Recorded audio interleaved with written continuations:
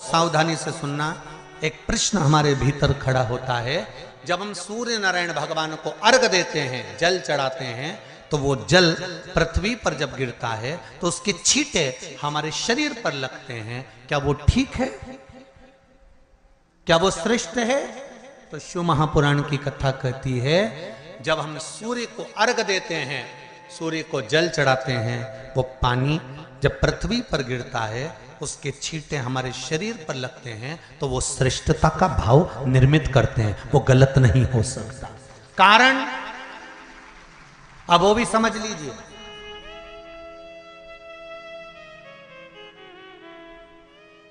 अब सूर्य नारायण भगवान को आप जल चढ़ा रहे हो तो छींटे नहीं लगे, उसके लिए क्या स्टूल पे चढ़ के चढ़ाओगे कि कुर्सी पे चढ़ के चढ़ाओगे?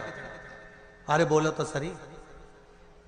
अब कई लोगों के दिमाग में यह बात भरा गई कि हम भगवान को जल चढ़ाते हैं, वो हमारे शरीर में छींटे लगते हैं, जमीन पे से पानी गिरता है, वो हमारे शरीर को छींटे लगते हैं, भगवान को अच्छा नहीं लगता होगा।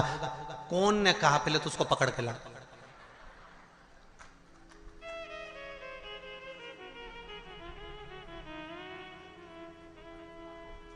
क्योंकि मेरे राम जी महाराज, मेरे भगवान कृष्ण,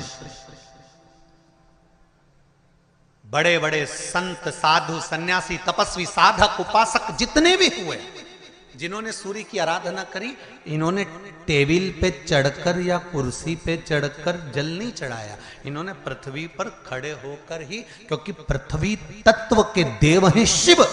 जब हम मृत्यु लोक पर खड़े होकर, पृथ्वी पर खड़े होकर भगवान शंकर का भाग पृथ्वी तत्व को धारण कर कर जल को हाथ में लेकर जब समर्पित करते हैं, और जो जल नीचे गिरता है वो शरीर पर अगर लगता है तो हमको उसका आशीर्वाद ही प्राप्त होता है, दोष नहीं लगता। पर लोगों ने इसको विपरीत कर दिया। कि कौन ने विपरीत करा? कई लोगों ने इसको विपरीत कर दिया। कौन ने विपरीत करा? तो जो दूसरे धर्म के लोग होते हैं, जिनको हिंदू धर्म से नफरत होती है और जो हिंदू धर्म की पूजन, सेवा, अर्चना को समाप्त करना चाहते हैं, वो धीरे धीरे धीरे धीरे कहने लगे कि सूर्य को जल चढ़ाओगे तो शरीर में लगेगा, शरीर में लगेगा तो दोष लगेगा। इसको कह कहकर घर घर में सूर्य को जल चढ़ाना लोगों ने बंद कर दिया कि आप जल चढ़ाएंगे तो दोष लगेगा, शरीर पे छींटा लगेगा, शरीर को ऐसा लगेगा। ये दोष नहीं है। कितनी सुंदर बात है महाराज।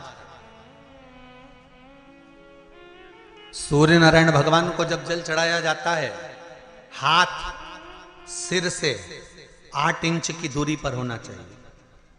जम के बोलिए, सिर से कितना ऊंचा होना चाहिए? 8 इंच ऊपर अपना हाथ होना चाहिए मस्तक से सूर्य को जल चढ़ाते समय।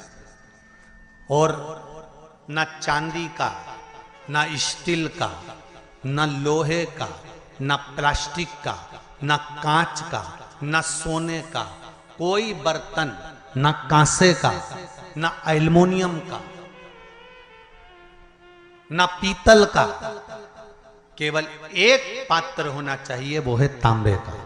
काय का पात्र होना चाहिए? तांबे का पात्र।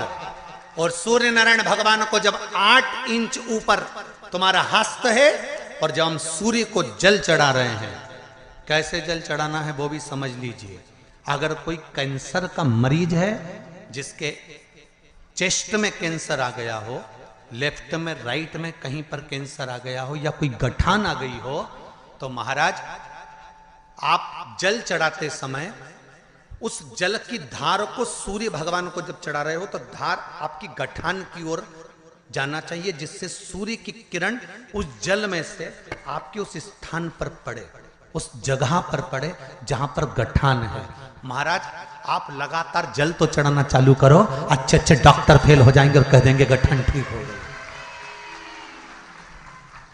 आपका लीवर और किडनी गड़बड़ कर रहा है, आप प्रतिदिन, आपका स्वास्थ्य गड़बड़ रहता है, आप प्रतिदिन ये ज्योतिष शास्त्र के अंतर्गत, रत्न शास्त्र के अंतर्गत, ये रत्न शास्त्र, ज्योतिष शास्त्र, रंग शास्त्र जो हमारे यहाँ है, रंगों के हिसाब से ये जितने रत्न होते हैं, माणिक हुआ, मोती हुआ, नीलम हुआ, मूंगा हुआ, पुखराज हुआ, ये क्यों कहते हैं ये पीला है, ये सफेद है, ये नीला है, ये लाल है, इसको शरीर में क्यों पहनाते हैं? उसका कारण होता है कि जब शरीर में पहनते हैं सूर्य की किरण उसमें पड़ती है, हमारे शरीर पर वो कलर का इफेक्ट पड़ता है, उस कलर को शरीर पर लगता है, और शरीर पर लगता है तो हमारा शरीर धीरे धीरे, हमारी जो इंद्रियां हैं वो सही होने लगती हैं, काम सही होने लगता है। तो आप कहते हो ना